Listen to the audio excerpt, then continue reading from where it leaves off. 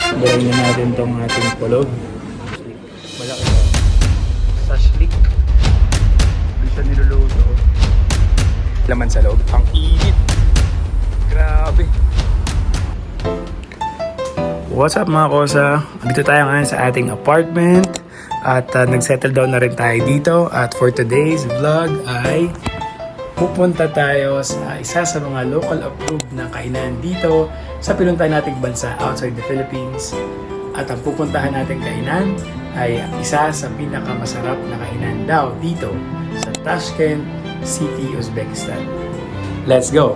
And before that, check muna natin yung ating transportation from here sa apartment papunta doon sa pupuntahan nating restaurant. Let's go! And syempre, dun sa mga tourist na pupunta sa Uzbekistan at Tashkent City, make sure pagdating mo dito sa airport ng Tashkent ay bumili ka agad ng SIM card na dito sa bansa nila na pwede mong magamit for 30 days. And of course, ang mga price nun is nasa 100,000 som lang naman. For 1 month na yun na mga gamit mo dito sa stay mo. Or kung 7 days ka, sulit na din yun. Then once na makabalik kang SIM card, download mo na yung Yandex Go sa Play Store and yung Telegram sa Play Store. Ang ilagay mong number is yung binili mong number na Uzbekistan number. Makikita mo naman yung number sa mismong card or pwede mong itanong dun sa pinagbilan mo kung ano yung mobile number ng binili mong SIM card para magamit mo sa Yandex Go and Telegram kung sakaling papadala ng OTP. So yun, ito yung mga choices mo sa Yandex Go. Taxi, Comfort, Comfort Plus, Electric, Business, and Premier. So the more na mas mahal, the more na mas maganda yung sasakyan. So itong Comfort, minsan walang aircon yan. Actually, madalas walang aircon, nakapatay. Pero okay lang kasi minsan malamig naman talaga dito sa Tashkent, mahangin din. So kapag Comfort Plus, naka-aircon yan. So yan, madami. So dito ka sa taxi. Yan ang itsura niya mga chong. Check mo for example, yan. Makikita mo yung rate niya, tapos kung ilang minutes, tapos re-request mo lang, okay na. Yan mga kosa. Pakita ko lang din sa inyo yung pera na ginagamit dito sa Tashkent City, Uzbekistan. So Uzbekistan so mga tawag dito at malalaki yung mga value nila or actually yung mga denomination. Like this, 100,000. Ang value ng 100,000 sa Tashkent, Uzbekistan ay 511 pesos. So ito ay 511 pesos lang. Then 200,000 sa atin, malaki na yon. Pero sa Uzbekistan, kapag 200,000 is 1,022 pesos lang or $16.6. So yan, meron silang mga 20,000 som, 1,000 som, laki no, 50,000 som. So magkano ba yung 50,000 som? Yan, 255 pesos. Ayan, so tara, baba na tayo. Punta na tayo sa masarap na kainan dito sa Tashkent, Uzbekistan. Local approved. Let's go! Yun, what's up guys? So magbubuk na tayo ng Yandex. At tignan nyo, sobrang araw pa din dito. Time check, 3:39 PM. So may time difference pala tayo mga chong sa Philippines and Uzbekistan, Tashkent City.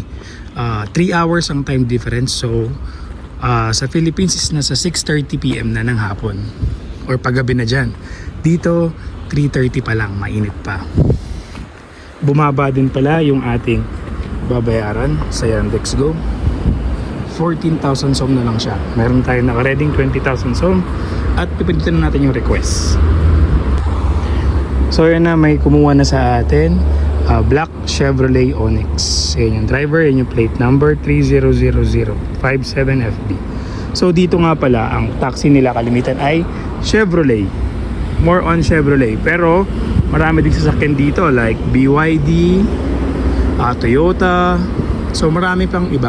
Pero mas 70% lang ng available for Yandex is Chevrolet. Tapos iba minsan BYD, electric cars available tulad niyan. May Tesla din. So depende sa location. Pero mostly Chevrolet yung available sa Yandex. Excited na akong makita yung actually makainan yung pupuntahan nating lugar dahil nga this is a local approved. May nakausap tayong lokal dito na masarap daw to. Tignan nyo kung gaano kalapad yung kalsada rito. Parang Commonwealth. Tapos nga pala, heads up din sa mga medyo kabado sa mga sasakyan. Medyo malulupit sila mag-drive dito. Nagde-drift talaga. Okay? So yung driver natin, 3 minutes. Nagdi-drift, what I mean is talagang medyo mabilis sila mag-drive. Diba? Pero wala pa naman ako nakikita ang accident simula nang dumating ako dito. So ito nga pala yung area natin. Yung apartment natin is ito yung malaki. Tapos sa baba ng apartment natin, merong Havas. Havas is para siyang save more. So pwede ka bumili ng mga frozen food dyan, water, tapos mga basic breads. Meron dyan yung mga Samarkand bread. Yan, meron din dyan. Tapos tapat natin, parang school. So mga 10 minutes tayo from the Tashkent City. City Park, tsaka City Mall. Ganun.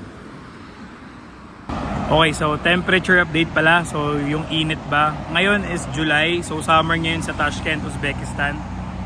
June, July, August, parang mga summer yan.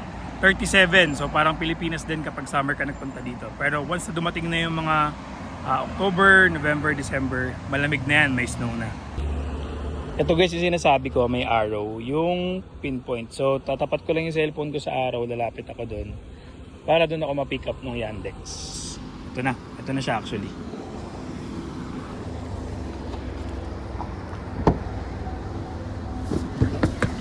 Good afternoon.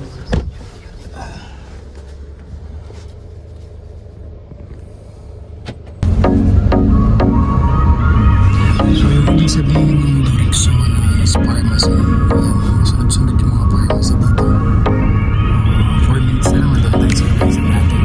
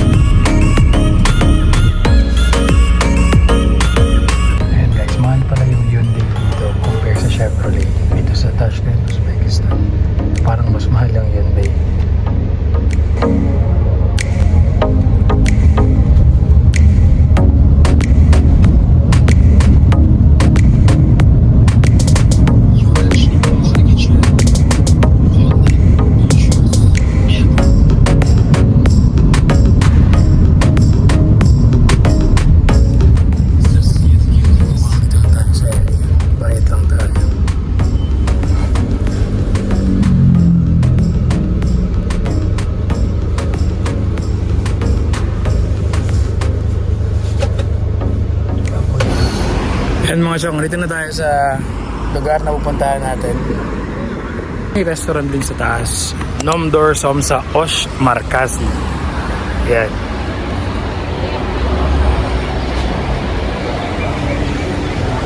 Check natin mga chong. Mukhang masarap talaga dito. Ayan guys, oh. Niluluto sa malaking kuzon or kawa.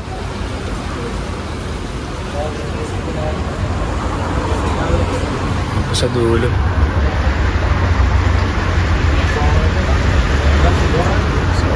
Nomdor Somsa Osh Markazi.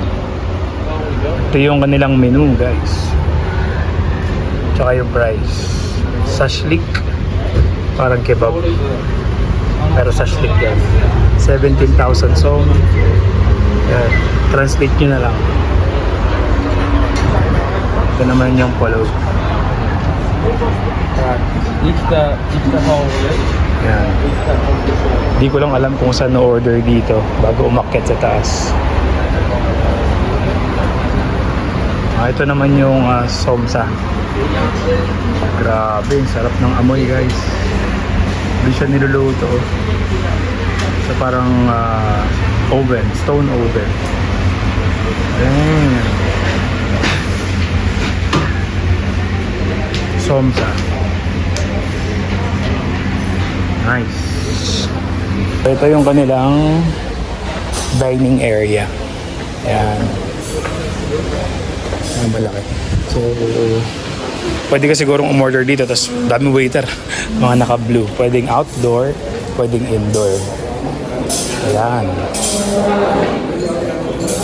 Wow.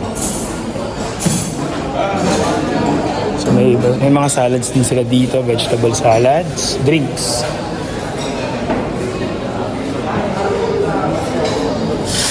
So try natin umorder mga chong. Sa labas tayo mo po. Yan mga chong. So ito yung menu nila. Ayoko sa labas, sobrang init eh. Dito na tayo sa aircon. So ito yung parang polog. May 3 klase. Pause nyo na lang sa video, tapos translate nyo na lang.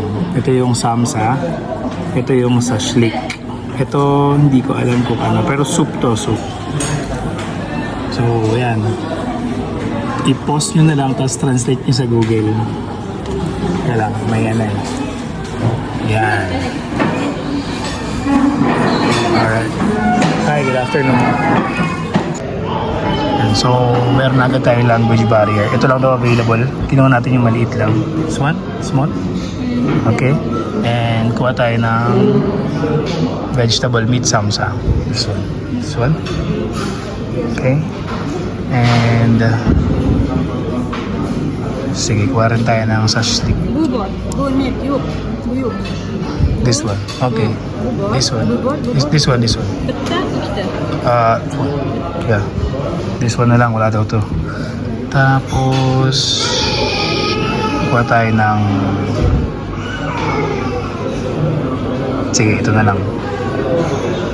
This one. One, yeah. Ito, sashlik. Try lang din natin. Shashlik. Yeah, sashlik. Yeah. This is chicken. No, this one. Bungan. This one. Okay. Yan, so medyo may language barrier lang mga siya. This one. Yes. Bungan. Butta. Yes. Bungan. Butta. Yeah, okay. Thank you. Kare. It's good. Drinks.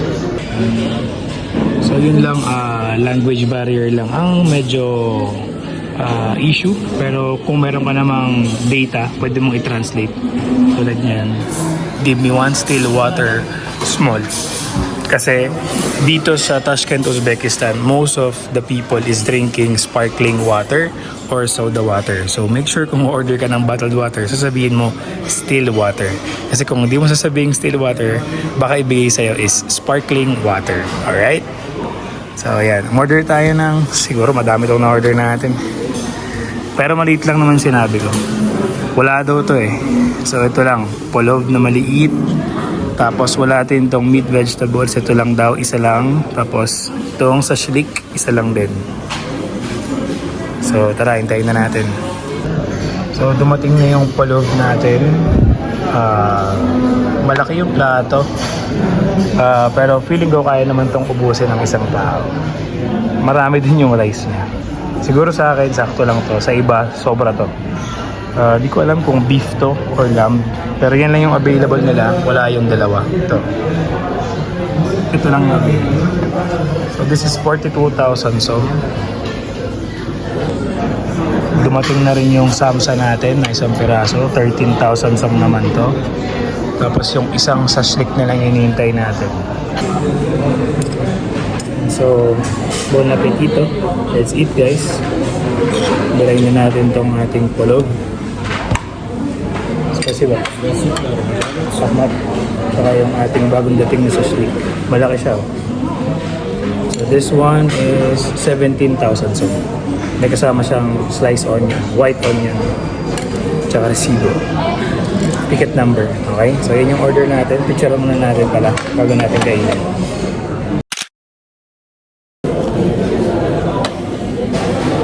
Okay, let's eat. Start natin sa polog. Yung polog is para siyang parang sinanghag na actually adobo rice, parang adobo rice. Tapos may matamis na gulay.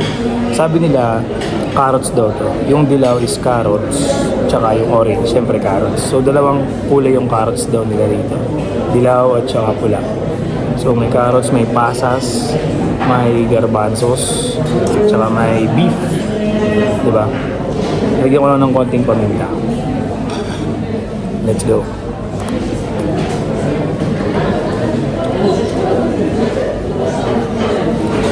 Sarap. well seasoned yung pilaf or yung rice. Sarap talaga, promise. Yung ibang lokal, partner nila dito is cha or yung tea. Yun ang laging pinawang partner nila kasi medyo greasy or oily. Yun yung partner, yung cha para bumaba yung langis.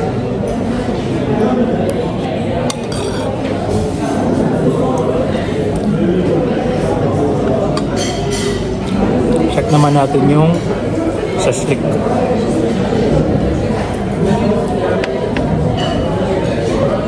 Ito. So malaki siya. Sundangkal. This is lamb pata.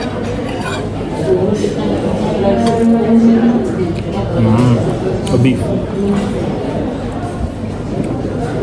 Para siyang burger patty na nilagay sa skewer.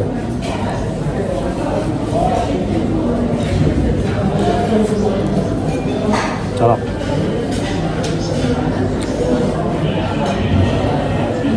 Tapos yung sibuyas, mahilig ako sa sibuyas. Halo natin sa plug. Sarap. So maganda rito magpunta kapag gutom ka para sulit yung kain mo. Pag busog ka kasi malulula ka dito. Yan o.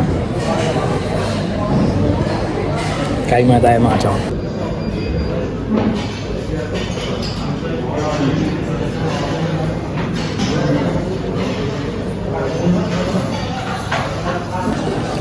Dito pala guys, kalimitan ng mga restaurants, yung mga waiter, naka-cellphone sila lahat.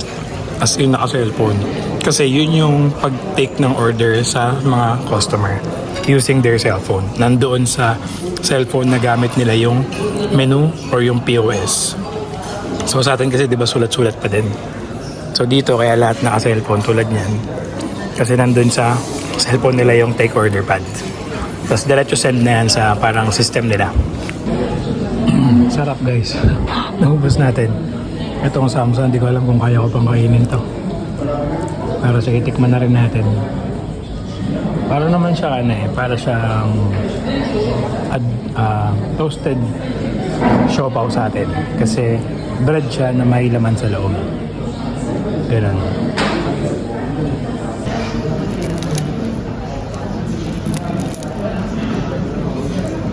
Ayan, may laman siya sa loob. Sarap.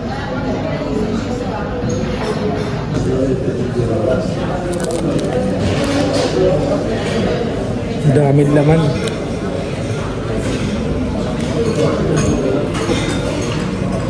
Punong-puno.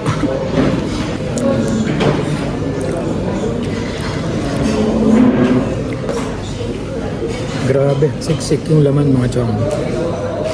Kaya palang bigat niya.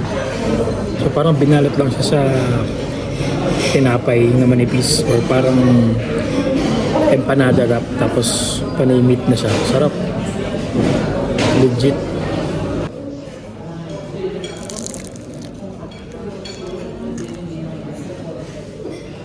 Yung texture ng bread niya parang parang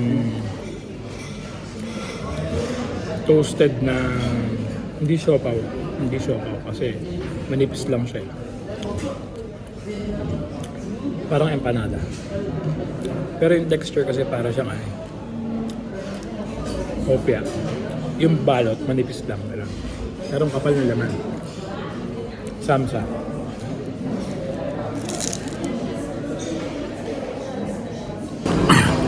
Nabusog ako mga chong. Nag-translate ako, sabi ko, where can I pay? Ginamit ko yung isang SIM card ko kasi isang SIM card ko walang signal dito sa kanila. Dalawang SIM card yung gamit ko dito. Ucell tsaka Beeline. Para yun nga, pag walang signal isa, meron ako isa. Kaya may signal siya. Very good. Bayad na tayo. Tingnan natin kung magkano yung inabot. Siguro sa regular na katawan ng tao, hindi mauubos yung food na in-order ko eh. Medyo malaki kasi ako mga chong, kaya naubos natin yung polov, yung samsa, tsaka yung shashlik. Since first time kumakain lahat yan, I super enjoy the food. Sobrang solid dito sa Nomdor. Ito na yung bill natin. Ayan na, ang bill natin mga chong. Isang 42,000 som, 13,000 som, 17,000 som. Yung tubig, 3,000 som lang. Total is 82,500 som. May service charge na 7,500 som. O, ayan. Convert nyo na lang yung 82,500 para sa kinain nating napakadami. Good for 2 actually yun. Naubos natin. So, magkano ba yung 82,000 som? Ayan, convert ko na lang din para din na kayo mag-convert. 82,000 som. 82,500. 421 pesos sa Philippine money. Philippine peso. Sulit ba sa 421 yung ganong karami? Comment nyo dyan. Let's go. Well, technically, 75,000 som lang siya. May service charge lang na 10%. Alright? Bayad na tayo. Rahmat. Ayan na. Kaya natin yung sukli. Yung sukli ko.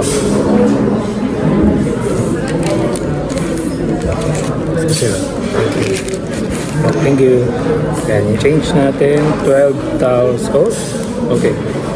17,000 som tsaka candy. Siguro kasi wala silang barya. Okay. Yun yung mga sorbete sa likod. Thank you. Rahmat. Kasi ba? Ang init sa labas eh. Ayan. Sobrang perfect na itong local hub na to. Talagang local yung mga kumakain. May patio sila, mainit lang. Pero siguro pag taglamig na, yung winter na, sarap dito kumain. Ay, nakakabusog. Pero sulit na sulit guys. Para sa presyong binayaran natin. Local vibes talaga tong Nomdor. Here sa Catortol Street. Grabe oh.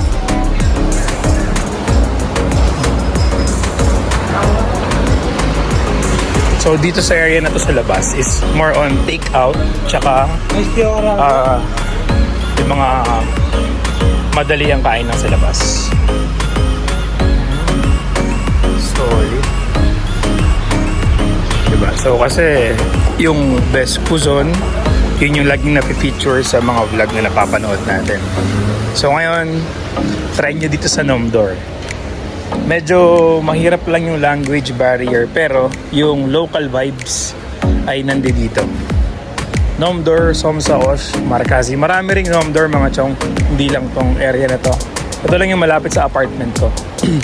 Kasi may kainan sa labas, quick bread lang yung kakainin mo, pwede ka dito sa labas.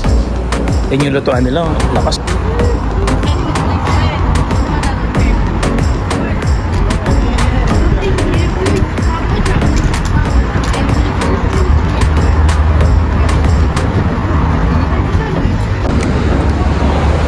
Yo, what's up guys? Solid eats tayo dito sa Nomdor, Somsa, Osh, Markazi. 24/7 siyang bukas. Kung gusto mo ng local food, local vibes, try mo yung Nomdor. Maraming branch naman to sa Tashkent City. Sarap. Goods.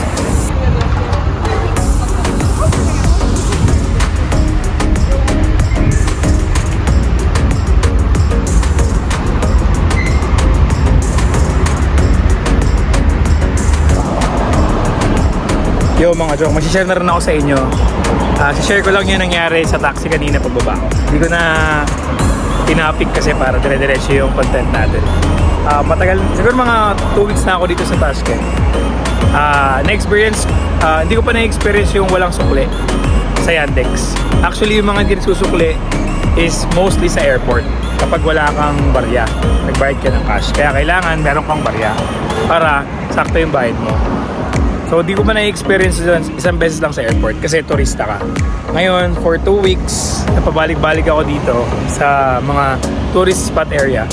Nagsusukli yung mga Yandex, mga chong. Basta mga sukli mo mga 2,000. Nasa area ng city, nagsusukli po sila. Pero once na nagsalita ka at nag-vlog ka at nakita nila, syempre feel nila turista ka talaga. Hindi ka na nila susuklian. Ganun yung nangyari sa akin kanina. Nag-content lang ako sandali sa taxi. Narinig niya hindi ako nagsalita ng Uzbek or Russian. Hindi ako sinuklian. Ang sukli ko is 6,000 som. wala daw siyang barya. Inayaan ko na lang. So sabi ko, feeling ko kasi nalaman niyang turista ako. Ang technique guys, pinaka the best way, pag book mo ng Yandex, pagpasok mo, huwag ka magsalita. Totoo yun, huwag ka magsalita. Pag binati ka, batiin mo, Rahmat, good morning, good day, okay lang ganun. So huwag ka na magsalita. Proven and tested na po for 2 weeks. Grabe. Pero okay lang naman. Ang 20,000 som is 102 pesos. Kaya okay lang naman. Nakapag-content naman tayo, di ba? Yan. Maganda yung spot ng Nomdor dito mga chong kasi may labas. Tapos sa taas naman is dining area. May patio area tsaka air condition area. Or dining area. May parking lot. Tapos usong-uso yung mga ganito dito, yung mga parang bilihan ng mga soft drinks sa labas. May mga chiller sa labas. Yan. May mga tubig. Yung Dorixona, pharmacy siya. Tulad nito, first time may English. Pag nakita niyo yung Dorixona, usually it's pharmacy. So magbubuk lang tayo ng Yandex. Hindi na ako magbablog doon para hindi tayo singilin ng mahal at suklian tayo. Alright?